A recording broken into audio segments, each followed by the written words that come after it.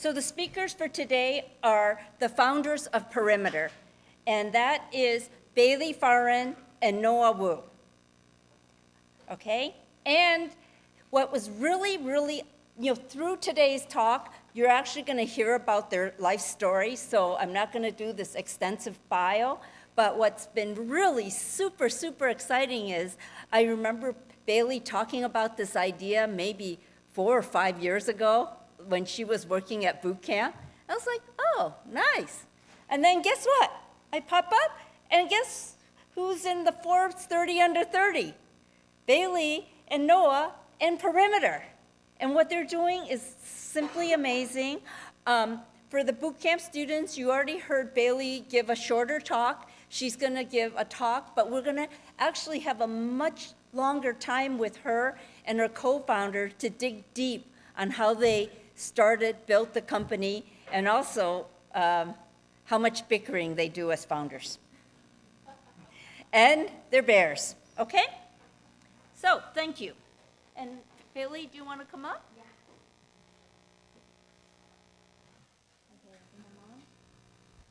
Are you on? Hang on. Try, does that work? Yeah, how does it sound? Perfect. Hello. Is this my clicker? Yep, that's your clicker. Yay. Okay, hello everyone. Hello co-founder. Hi, Bailey. How many of you were in the boot camp? I recognize some of you.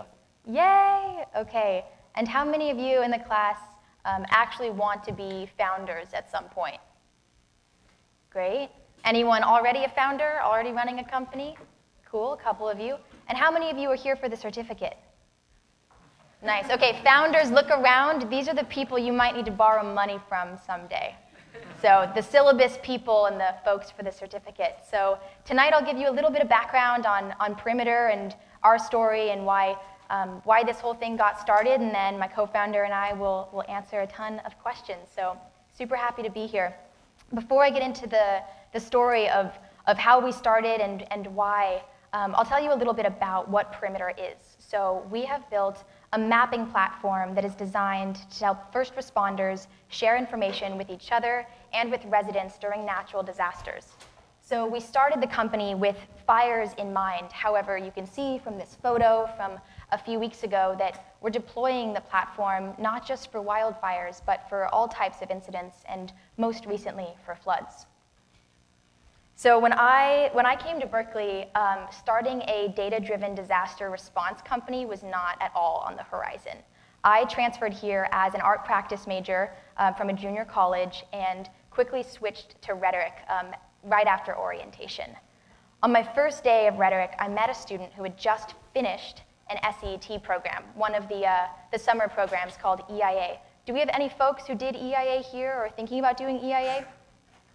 No, not yet? Oh, in the back? Nice. Okay, totally amazing program, just like boot camp, except it's in Portugal. And I met a student who had just done it, and he said it absolutely changed his life. So I decided that even though I'd never really been exposed to tech or startup land, I decided that if it changed his life, and he's a rhetoric major and I thought he was pretty cool, then maybe it would have an impact on mine. So I decided to go to this program.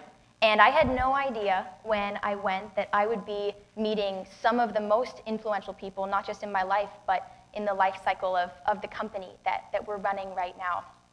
So went to this program, was totally excited about tech. And so, of course, the next logical thing is take a CS class when I got back to Berkeley, and I decided that would be CS 61A. Is anyone here in 61A? Yeah? Cool. First of all, it's going to be okay. Do the practice exams, for real. When I took 61A, I really struggled through those first midterms. And I don't mean like I didn't C- struggle through these midterms. I D- struggled through these midterms. And then when the second midterm came around, this is what my hometown looked like. So I had a really good excuse to miss the class, but De Niro still wouldn't let me make up for it. Oh well, if you're listening to this, please give me those points back. So I wasn't able to prepare for the midterm because my hometown, Santa Rosa, was on fire. And More recently, you've probably heard of all sorts of wildfires impacting communities around California and the US. But at that point, even though my dad was a firefighter, I'd never seen anything like what happened to Santa Rosa.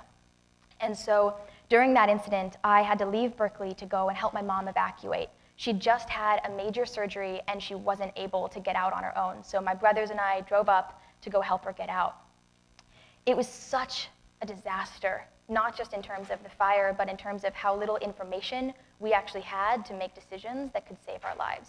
We didn't know where to go, how to get there, where the shelters were, or even where the fire was. And after the incident, I started talking originally to my dad's fire department and then other departments in Sonoma County to figure out what in the world happened here. Why did we have absolutely no information about what to do and where to go? When I was interviewing folks, what I started to hear was things like, oh, if only we knew where the fire was, if only we could share this information with other public safety agencies, like if only we could track our personnel when they were out in the field. And I'm hearing this and I'm like, wait a second, you mean I can track a burrito every meter to my apartment, but you don't know where my dad is when he's out on one of these incidents? And like a good Berkeley student, I thought, I know, I'll be like a consultant. And I will figure out what the problem is, I'll understand as much as possible, and then I'll go to one of these billion-dollar mapping companies, and I'll tell them what the first responders and these communities that are being evacuated, I'll tell them what they're asking for. So I go to some of these companies, and I share that, hey, people are being evacuated with no information about what to do, where to go, and the mapping tools that they have are way too advanced for them, so they can't use them. We need something simple for the first responders and the evacuees. And these mapping companies said, yeah, we get it, but how about you tell your dad to take a mapping class instead, like learn to use this software. My dad was never going to learn to use a GIS software. So the next summer, I'm still trying to understand as much as I can about this space, still focused on getting some other big company to take this on. And I go back to one of these SET programs, and I make some of the most important relationships I'll ever make. I meet my co-founder at that program, my founding employee, I get to work with him again, and I meet our first 5 investors and a bunch of our advisors. At this point, Perimeter's not even a company. This is just me as a student going back to this SET program. And I had no idea that these relationships that I was building were going to have such a long-term impact. And that's one of the amazing things about being in a room like this. When I said, look around, you might be borrowing money from one of these people one day, I actually really mean it. SET attracts some of the best talent, I think, at Berkeley. And so you're in a room with folks that you could really build something super impactful with. This could just be a class, or it could be a lot more than that. So when I got back, I'd made those relationships, but it wasn't until the campfire happened, which some of you probably heard about. It was one of these incredibly devastating fires where a lot of people lost their lives, in part because they couldn't get information about where to go, which roads were compromised, and so a lot of folks lost their lives on the road, like just in their cars, stuck in gridlock traffic. When that happened, I'd just done EIA, I'd met people who I knew I could build something with, and I was the TA for an SET class called Amazoogle. It's a data-driven business models course, also an awesome class. And when the campfire was still going on, I sat down with my professor from that class and said, am I insane, or is there an opportunity to build something that's maybe kind of like disaster tech? I hadn't ever seen a disaster tech company before. In 2019, when we were getting started, or end of 2018, I couldn't think of a single one at that point. There are a few now, but at that point there was nothing. And he said, yeah, Bailey, this makes a lot of sense, and you need to do it. And at the time, I thought, I had this image, like he was saying, you need to start this thing. And I'm like, you mean the qualified person behind me, kind of like in one of those high school movies where the quarterback is waving at the girl, and she's like, oh, you're waving at me right now? And it turns out he's waving at the super hot girl, like the cheerleader behind her. That's what it felt like when this professor was telling me, you need to start something. And it took me a minute to realize that, well, if someone like this, if one of my professors could believe that a student could actually start something that could have this kind of impact, maybe other people would be able to get on board too. Maybe we could actually raise money for this. Maybe people would actually be willing to get on board, join the team. My co-founder decided to drop out for the company. And I didn't realize any of that would be possible until I talked to the professor. So Noah and I set out at the end of 2018, while the campfire was still going on, to build this situational intelligence company, something that allowed us to share real-time data visualization for first responders, specifically firefighters at this point, and the public. And we apply to an accelerator, we immediately get rejected. And then we go back for one more semester for us at Berkeley, and Noah starts working on an MVP, I start pitching. At the end of that semester, we get into Alchemist Accelerator, and we're off to the races. So we get into Alchemist, we're raising money, we're winning pitch competitions. It's really exciting. And then we finish the demo day, and we're ready to go with all these investor conversations, and then COVID happens. When COVID happened in mid-March, every single investor who had committed to us totally ghosted us. They didn't just pull out, they just disappeared. And we spent the next few months trying to figure out how in the world are we going to make this happen if we can't raise any money. Noah and I immediately just stopped paying ourselves anything. Anyone working on the team at that point was barely getting paid anything. And I spent every day getting rejected by investors on Zoom. And I know being on Zoom all day is kind of brutal, but the only thing more brutal is being rejected all day on Zoom. It was so bad. It was so bad that I decided to break this major founder rule, this fundraising rule, which is you gotta make fundraising look really easy. They teach you in founder school that investors get on board when there's FOMO, right? When everybody looks like they're getting on board too. So it's your job as a founder to say, yeah, everybody wants in, fundraising is easy, we're closing next week, hurry, get on board while you can or you're gonna miss out. But I agreed, thank you Ken Singer, who introduced me to this Wall Street Journal reporter. I agreed to this interview and I was honest about how hard things were. And this is really bad signaling to basically have your face next to this title of an article that says, yeah, fundraising is really hard. But that's how bad things had gotten. And we realized, maybe if we got our name out there, someone might actually see us and invest. And fortunately, they did. And then at the end of that year, I ended up getting really sick. And I was spending a couple days in the ER. And I remember looking up at the ceiling and thinking about all my bad pitches. Because what else would you be thinking about in the ER? And I was trying to figure out, what has gone wrong? There's so much potential for this type of technology. And with climate change, these disasters are only going to be increasing in frequency and severity. And I realized that I'd been treating each of these investors like they were doing me a favor by getting on this call. And I didn't realize, I hadn't really put it together, that their only mechanism for making money as a VC is investing in really great founders who know something about a market that maybe the rest of the competitive landscape doesn't know. And so if we were those founders and we believed in the kind of impact that our company was going to have, then the VC is actually really lucky to be on a call with us. They need us in some ways more than we need them because we can fund our company through a variety of ways. And VCs depend on really good founders. When I realized that, I went back to these conversations and they were very different. We had about 300 no's almost in a row of me pitching every single day, hundreds and hundreds of no's. And then after getting out of the ER, I went back to these meetings and pitched differently. The slide deck didn't change, the content of the pitch didn't change, the company certainly didn't change, but my attitude changed, and we closed every single conversation after that. And so now we're going somewhere, right? We've raised money, we're building a product, people are starting to talk about us, we're spending all this time with these potential customers, these first responders, these fire chiefs, we're learning about what people need, and we're getting really excited.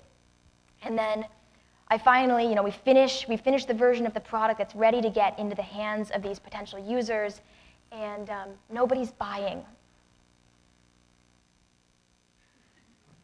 And I don't know what went wrong. we built the right product, we spent all this time with potential customers, and everyone agreed, like, yeah, this is the problem that we need solved. But people weren't actually moving to buy the thing that we'd spent all this time and money building. So back to the drawing board, and back to understanding the problem. We started talking to some of these fire chiefs to understand, well, if you aren't buying the product, then, it's such a big problem, who's supposed to buy? What we realized is we hadn't actually found the right buyer, even though we knew the user. We thought that we were getting this just for fire departments at this point, but it turned out that the need to share information goes across a bunch of different types of public safety agencies. So while we built the right thing and we were solving a really important problem, we hadn't actually found the right buyer and the right messaging for them. So we go back and we start talking to these emergency managers instead of the fire chiefs. And we go from like a 0% success rate to like a 90% success rate with these conversations. And the only reason why we spent that time, we wasted that time by trying to sell to the wrong person is because we hadn't asked enough questions about who these people actually were that might actually be able to get this tech into the hands of the right people. So we decided that instead of focusing on just fire and firefighters, we would build something that enables real-time communication between fire, law, emergency management, and the public, everybody all together. And when we deployed a few weeks ago, we got to see this. We got to see what this looks like live. And we got to see 10,000 people per hour using the platform to get information about where to go during their evacuation, where the shelters were, et cetera. And so this is actually like a couple screenshots of what it looks like. First responders can use the platform to basically add information on the fly. So if it's a flood, for example, you might need to add information about which regions are flooded, where the shelters are, where the roads are closed, et cetera. And using this platform, first responders are finally able to stop using just paper maps and radios to share information, and they can share things in real time. So we're deploying for floods right now. We're expecting to deploy for lots of fires this season. And we know, finally, what the exact direction is. We've honed in on the product and on the messaging and on the buyer, et cetera. But so much of the startup journey is about figuring out what all of those are. So some of the best skills you can develop right now is learning how to ask not just the first few questions, tell me about your pain points and how do those pain points actually manifest? How do you solve those problems now? Those are like the first few questions you ask. But there is another set of questions that you ask beyond that when you really want to understand who you're talking to and what you're dealing with. So we're going to answer some questions in a couple minutes, but I just wanted to share 3 things that I've learned in hopes that maybe they can help you not make as many of the same mistakes as I did. So one of the metaphors that my mom has used with me recently about the founder journey that really landed well with me was this idea that starting a company is kind of like swimming in the ocean towards a buoy with all this, you've got currents, you've got waves, you're trying to get your way, to a specific object, but you keep having to put your head down and swim, and then you're doing all these kind of little micro pivots the whole way. You realize like, oh shoot, I swam the wrong direction. Like, oh, now I'm a little bit off here, and that's kind of what you're doing, all these little micro pivots. And since you're going to be spending so much time with your head down, just grinding, it's so important that you recognize that it's not just your company and your goals and your culture that matters, those things matter so much, but your experience during the process also really, really matters. And so when I was in the ER, I realized, oh my gosh, I've kind of given up all the things that I love. Like, I've been so focused on just my company that I'm not actually doing the things that make me excited outside of work.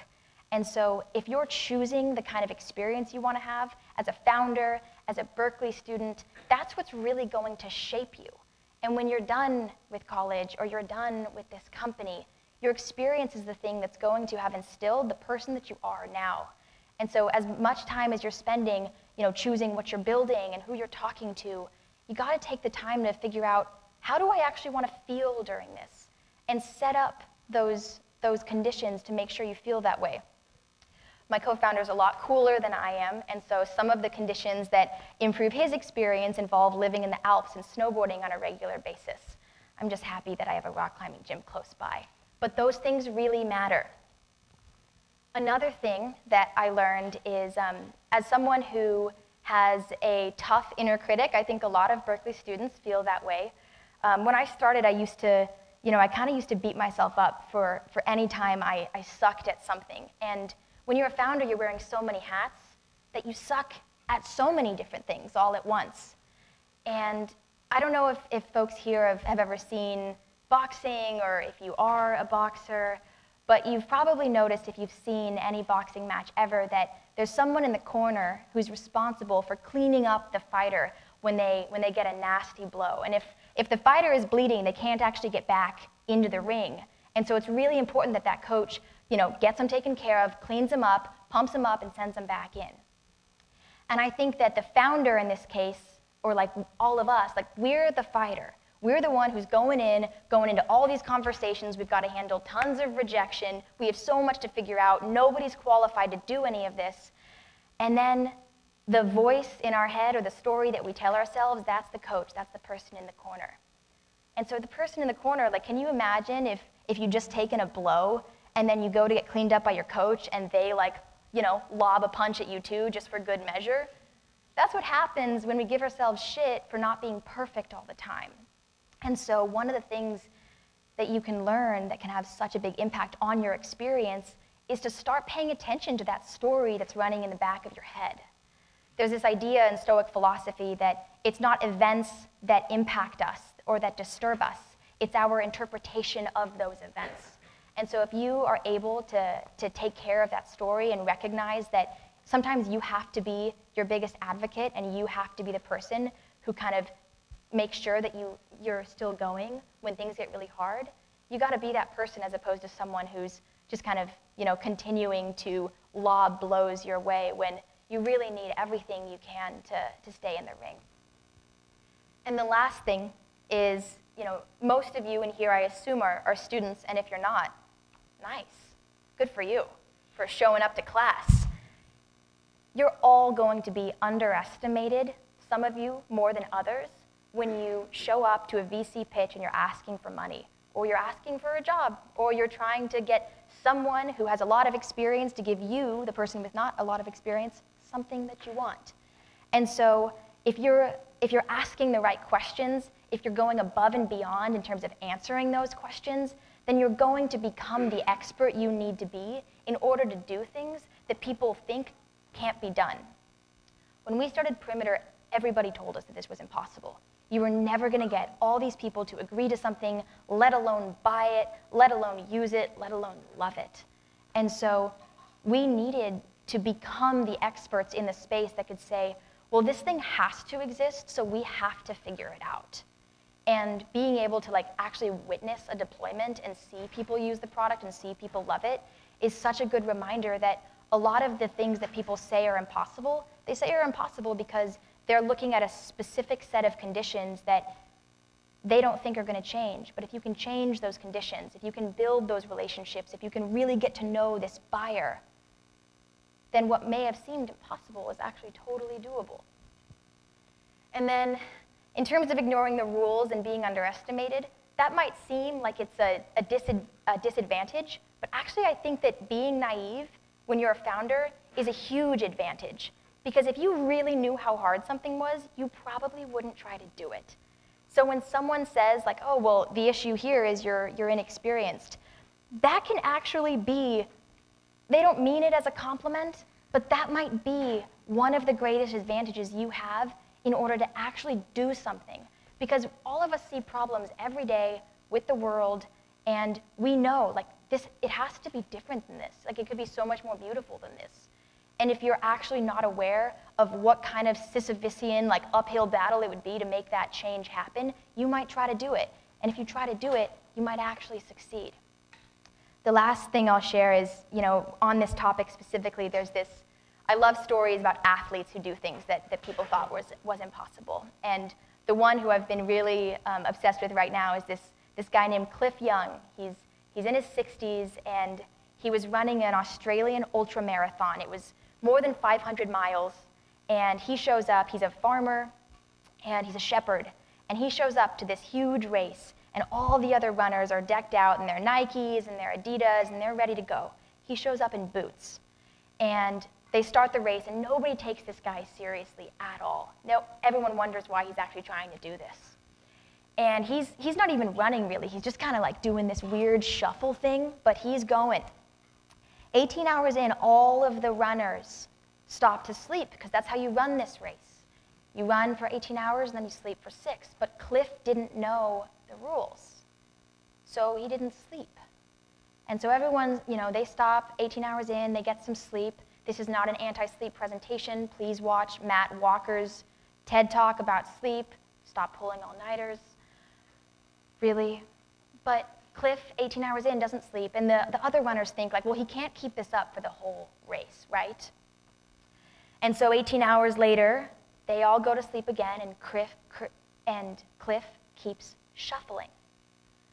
By the end of this race, Cliff finishes 2 days before the most recent record, 10 hours ahead of the second place winner. And he didn't even know there was an award, there was a prize. So he just split the prize money with all the other runners, because he's like, well, they really wanted it, obviously. They knew about it. I didn't even know about it. But he wouldn't have won that race if he thought, like, oh, well, everyone stops 18 hours in, so I have to too. And if you take that approach and you're willing to say, well, maybe there's a different way than we can do this, then maybe you can solve a problem that's way more important than what a lot of startups have done thus far and a lot of tech companies have done thus far. And we need founders to build tech that really makes the world a better place and really improves the world that we're living in, and not in the way that a dog food delivery company does, but like really. And I assume, based on the class that I'm talking to, that at least a few of you in this room are probably those people. And so take this opportunity with all these classmates and Gigi, who knows so many people and has so much experience. Take it seriously. Make those relationships, build those friendships, stay in touch with folks, follow up with the speakers. You have no idea which one of these speakers is going to end up being your first check into your company.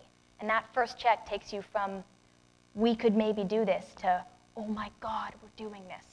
And for me, that's the first person who invested in me, was someone I met through an SAT class who was speaking. So take these opportunities seriously. There's so much more going for you in rooms like this than you could possibly imagine. So I'm really excited to be here with you. Gigi, thank you for having us.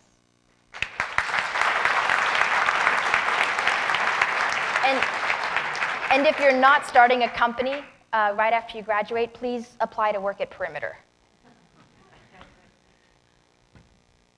Do you want to sit in these chairs? So you and Noah can sit there. All right, Noah. More, may I have that bottle? Yeah. Yeah, turn it on. Nice. Let's go.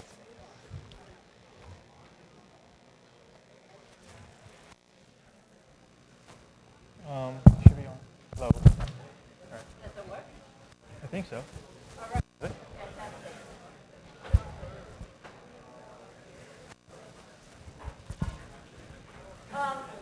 Before we get started, what we're going to do is I'm going to have to ask them that I talked to them yesterday, but then after that, we'll open up the questions. And for the people that already participated, this is your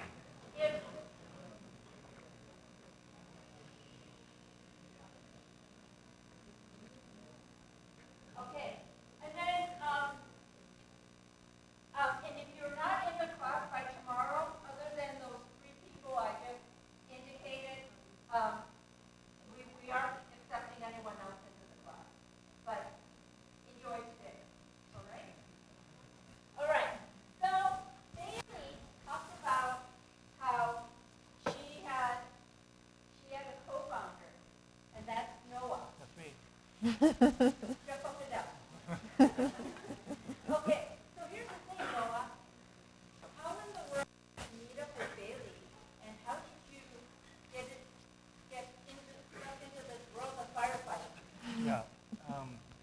So, first of all, hi everyone. Thanks for having us. Very excited to be here. I was a Cal student, class of 2020. I joined a study abroad program called EIA that Bailey mentioned in Portugal. It was an entrepreneurship program, but I kind of joined because I was doing like a backpacking trip in Europe, and I thought it would be a fun stop, and I liked Portugal. So it was kind of I think, coincidence for me to get into that program, but I did really enjoy what I learned and understanding the possibility of kind of building your own project and having your own company, having the impact that you want. And that's also where I met Bailey and more. They're both my TAs at that point, so it was pretty cool to end up working with them. My background was in computer science and philosophy, and I was doing research in environmental data. I was looking into the space of how to solve climate-related problems with my skills with environmental data, because I spent a lot of time kind of living in the mountains, playing in the mountains. That's like a big passion of mine, so I wanted to do something that I kind of care about. And that's when I met Bailey. We've talked a few times understanding that we had complementary skills, but also had this aligned vision of wanting to solve a problem in the space that we both really cared about. So we decided to kind of look into solutions and kind of eventually started the company. Mm-hmm. That was kind of my start. As founders, right, I'm really curious. Do you guys ever fight? Yeah. Yeah. Mm-hmm. Oh, tell me about. Okay. You want to start? Bailey, you tell me about your most memorable fight with your founder and how you resolved it. And Noah, you tell us your most memorable fight with your founder. I think we might have the same one. Okay. No, go ahead. I just took up a lot of oxygen.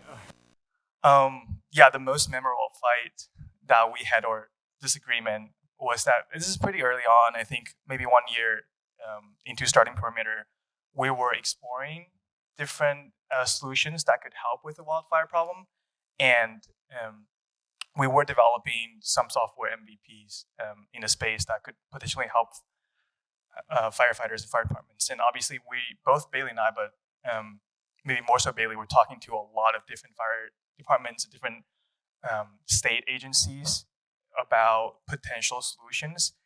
And I don't know how they first started, but Bailey got this idea that we should build our own satellite and launch it into space and use it to capture data and send it to firefighters, which, it's a great idea, but to me, it just didn't seem like a very, I think, very plausible thing to do when we were a startup. We were getting our first check. We had maybe $30,000. And I was like, this is can get us a tenth of a satellite. No, maybe less than that.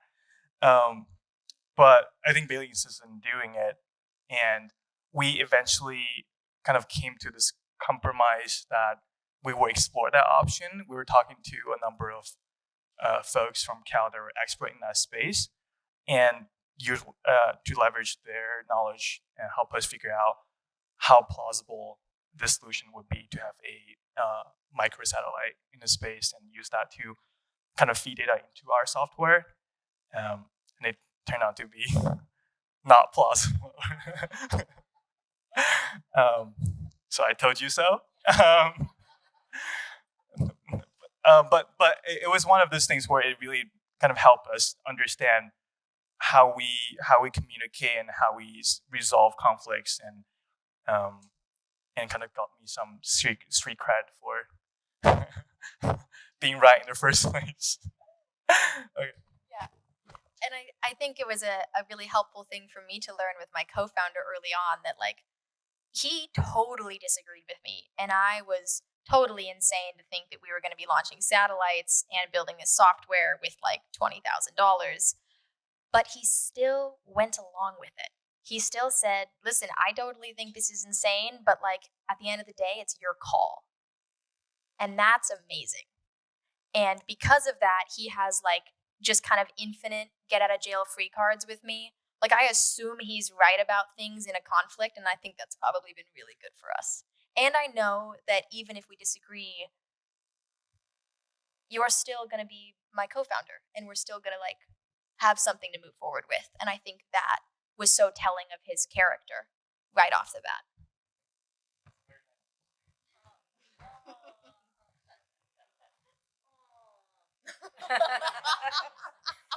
There was a SET intern, Peach, and she'd always go, "Oh."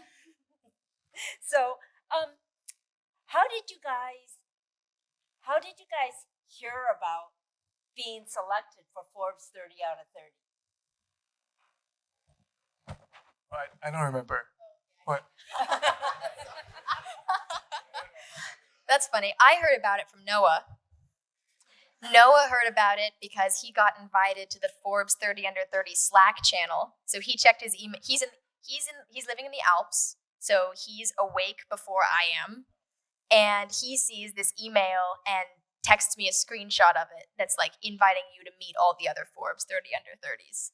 And he's like, is this what I think it means? I'd totally forgotten about it at that point. And so it was really exciting. And people take it seriously, which is even better. Like investors and stuff, yeah, they love it. Did you apply for it? So you get nominated, and then Forbes will reach out to you and ask you a few questions, and then you find out at the same time as everybody else. Fantastic. Were you excited? How did you celebrate? Did you celebrate? We're going to celebrate. We're going to celebrate. Wait. Is everyone in the class invited? Everyone is invited to Noah's apartment. The address is...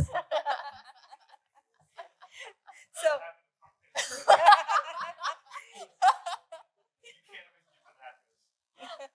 So, Bailey, you've been a woman in an industry which is primarily dominated by men. Was that hard? Sometimes. I've noticed that, and this isn't a secret, female founders receive 2% of venture capital dollars that are invested in startups. And that's in the founder space, and then on the fire side of things in public safety, it's also a very, very small percentage of women. It's just a fact that women are going to be more underestimated in many cases than their male counterparts. And so what I have noticed is I have to show up more prepared, and I have to do more work to get to the same place, in many cases, as a male founder.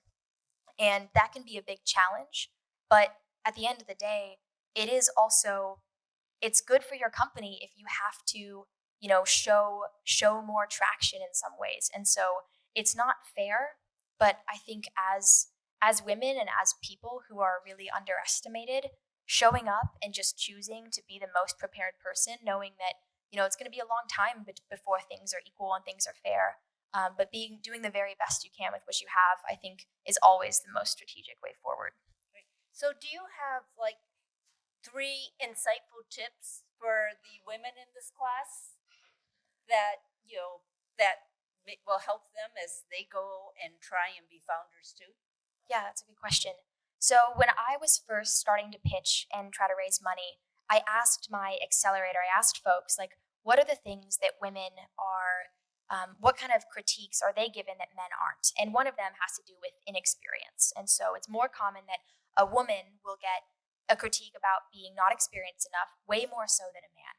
One of the ways that you can show that you have that expertise, even if people don't initially think you do, is by surrounding yourself with advisors and mentors who you can point to as having been in that space and having developed the kind of expertise that you need to demonstrate having.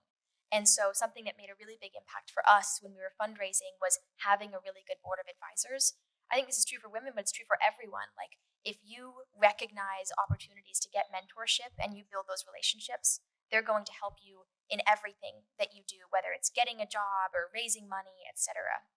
I think being over-prepared, like I just mentioned, is another thing. And then, something that I think can also be really helpful is I've noticed that because there are so few female founders, we really want to help each other. And I think that if you notice that there's a woman who's in the same room as you, maybe she's a founder, maybe she's not, but she's trying to, build something in the space, that she's going to have some challenges that are unique to the type of work that she's doing and the way that she's doing it. And I think if we can operate as kind of showing up and providing value for each other first and helping first, I think all of us are going to just be far more successful than we would be individually or on our own. Fantastic. So, are you guys hiring right now? Yes. Oh, cool. How do you screen? What are you screening for when you interview people? When you're making selections, besides their qualifications, what are the other things you're looking for? Yeah, that's a good question. I'll answer for me and then you can answer for you. So I just did an interview today, and that question was brought up during the interview. And there are two things that are really important to me. One is their values in terms of what kind of impact do they want to have. Not everybody wants to build something that is going to have the kind of impact that something like Perimeter will.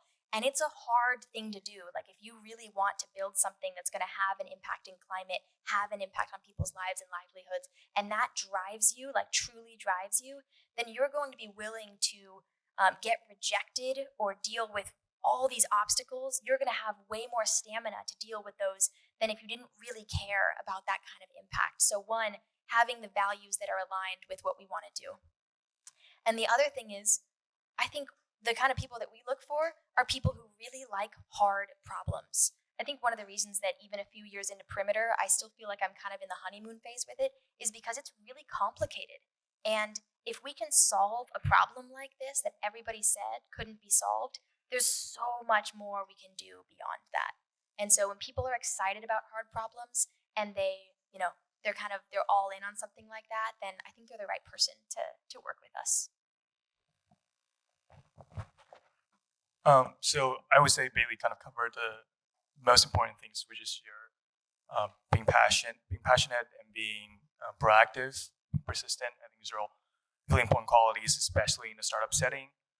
One thing I would also add is the ability to really communicate and to take on responsibilities. So I think startup is an environment where nobody really knows what's going on, really, despite what you might think or you might hear.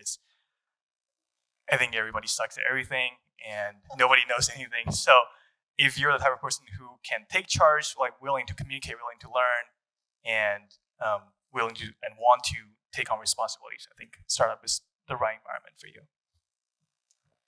Fantastic. Well, who wants a chance to ask a question?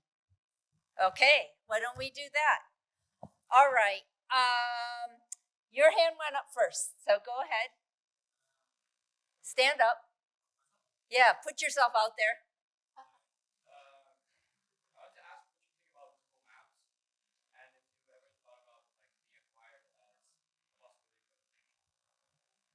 Go ahead. You think about Google Maps all the time. What is that supposed to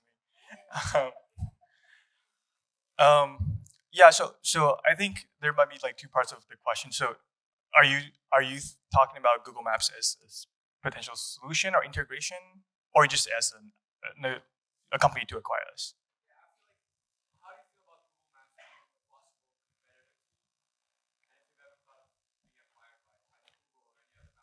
Yeah. Okay. So to answer the first question, most of these mapping companies aren't really competitors to us.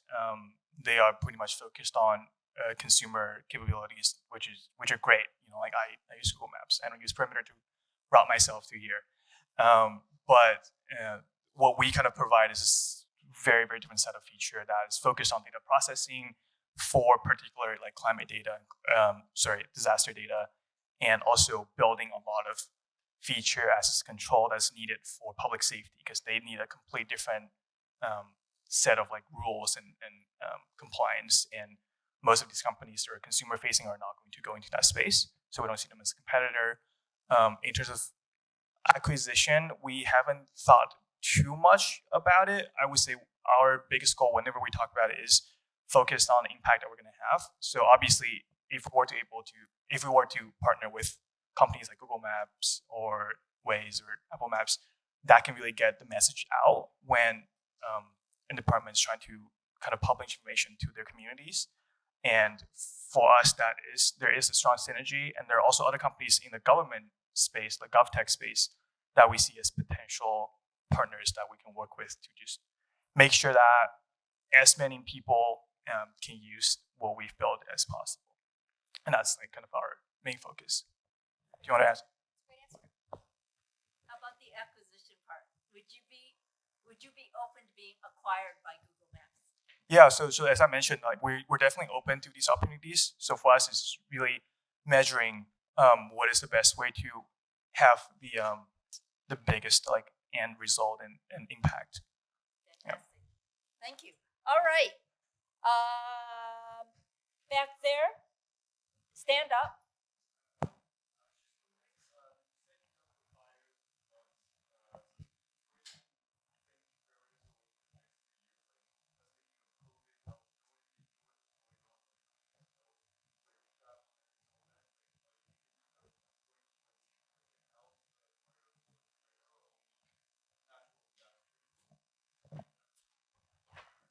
That's a great question. And I think that COVID did make it really clear how few mechanisms these government agencies had to communicate with each other and with us.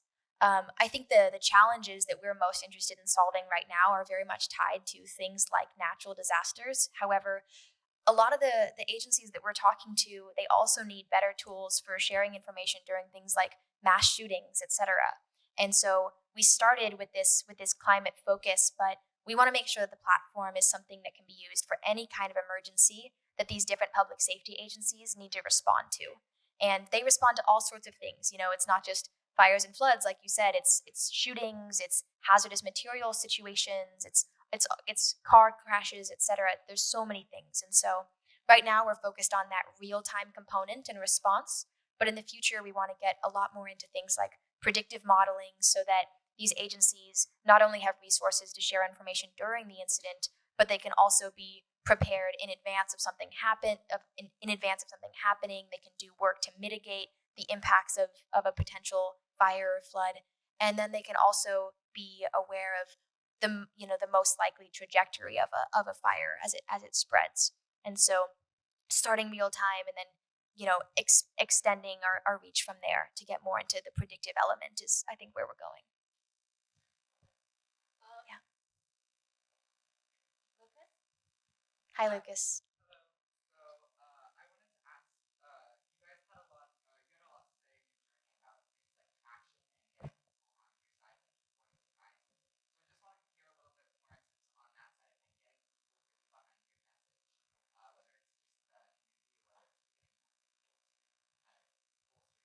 Yeah, that's a really good question. First and foremost, it starts with you. When you really understand the problem that you're trying to solve and the message that you want to have, and as you become increasingly energized by that message, by that solution, people are going to feel that. And when you meet a founder who's just totally on fire for the stuff that they're doing, you want to get on board. People like people who are really changing things. We're all kind of excited by revolutionaries. And so the more focused you yourself become on the thing that you're trying to solve, the more inspired you become, the more people are going to be inspired by you in that process. And so first and foremost, getting super clear about why something matters to you, and then being willing to just talk about it with everybody that you meet. Tell your professors about it. Ask them for introductions. Is there anyone in your network that you think could give me some really good advice? Have that conversation. Bring that inspiration that you have, and then ask them the same question. People are always more generous with their time and their energy and their resources than we give them credit for.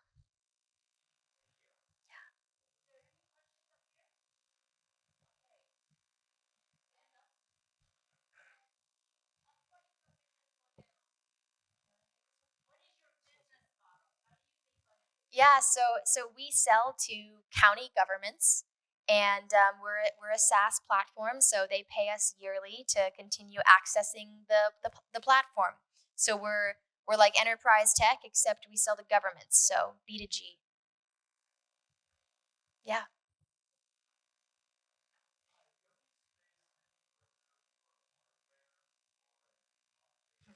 Well, I had this satellite idea. This is my guy. Okay, Noah, plug your ears. Hypothetically, I think there's a lot of opportunity. Maybe it's to acquire a company to do this, if not build it in-house. I'm learning to not boil the ocean. But I think that it's obvious that at some point it makes sense for our company to work with organizations that are doing things like, put tracking devices or sensors like on first responders who are going out there and are having a challenging time, like being located on a regular basis, like during these incidents. And so I think there are a lot of different like IoT hardware opportunities. Noah gets to call the shots on whether or not we do hardware at this point because I'd made so many bad decisions already. But I think there's a big opportunity there. I agree. He agrees. Yes. At Ironworks. Bridges? What? Nice.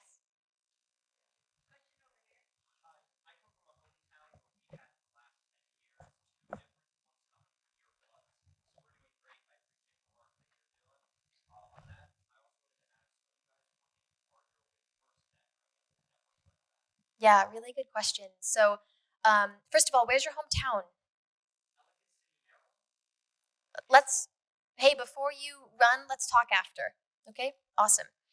So yeah, one of the big challenges that our users have is connectivity. And so I think building relationships with FirstNet or with Verizon is going to have a big impact for our users in terms of accessing this information when connectivity is really terrible. And these providers they do a pretty good job of rolling internet in, cell on wheels to these incidents once they happen. And I think having a partnership with those groups makes a lot of sense. We are in conversation with Verizon on that topic now.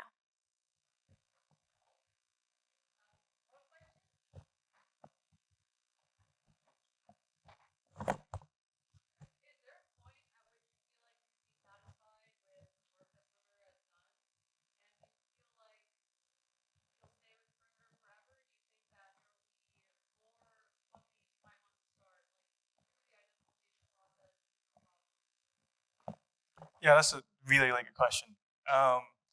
So I guess speak for myself first. I think for me, I'm really driven by the process of taking an idea or like even just a problem into building into a solution, into a feasible solution, to a sustainable business. So that's what I really care about, and I think that is the part I'm also kind of better at. So that's my goal, is to take Perimeter to a point where I feel like the company essentially like runs itself and it can keep like expanding and, like I mentioned earlier, like maximizing the impact it will end up having. And and I definitely want to eventually work on more projects to like kind of solve problems I care about.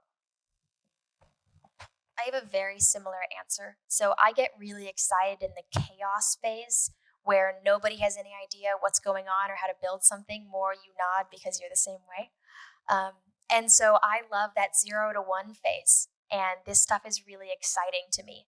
I don't think if I start another company in the future, which I'm sure I will, I don't think I want to do another B2G company because I feel like I've paid my dues to the government for building them technology. But I think once you've been a founder for a little while, you kind of become unemployable. You're used to being your own boss and figuring things out on your own, and that feels really good.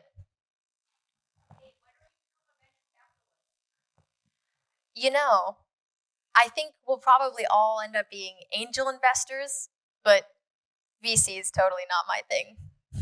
Investing someone else's money, I'd rather invest my own. I'm not going to comment. comment. No, I'm right.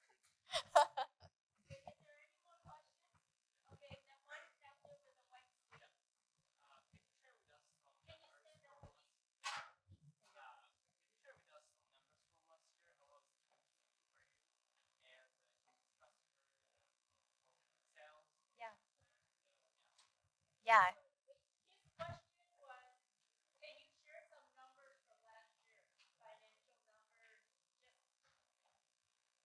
Yeah, absolutely. So we went to market with this version of the product and the messaging and targeting emergency managers at the end of 2022. So at the end of 2020, or in fall of 2022, we were signing with one agency, and this month we have signed with over 100. So we're moving very quickly now that we've figured out what the product is, what the message is, and who we're selling to. I'm not going to give financial numbers. No, right now we're deploying in California and Nevada, but we're talking to all the 11 Western states about fires and everyone in the Southeast about floods and hurricanes.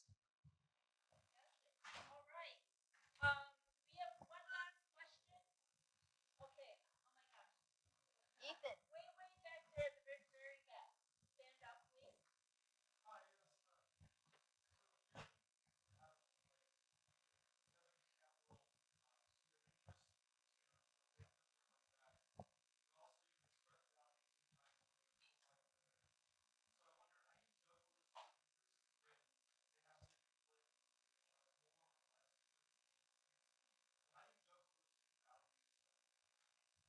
Yeah, also a really good question. So, this is something that we've thought about a lot. And we believe that by focusing on providing the most value and creating the most effective product and solution for our customers, then what we're going to do is, we're going to have the most impact in terms of, lives and livelihoods saved, but we're also going to create the most valuable company going that direction. Sometimes it's really challenging because sometimes we have different perspectives than some of our investors. Sometimes we want to be more focused on building the best relationship and focusing on customer success and being really specific with an agency in some cases, and our investors usually encourage us to sell more, sell more, sell more.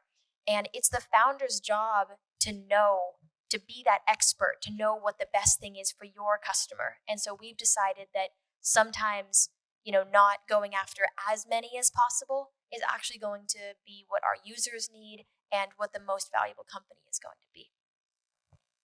Do you want to add to that?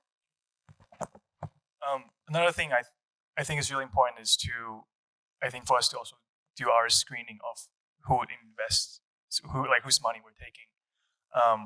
So when we're pitching VCs, it's also the same process. We're interviewing them, and I think this applies everywhere. If you're looking for a job, you're doing a job interview, you should also be the one learning about what the job is going to be, learning about the company value. So that's similar to what we did, making sure that our investors more or less aligns with our value and are not going to be kind of in the way in terms of achieving our mission.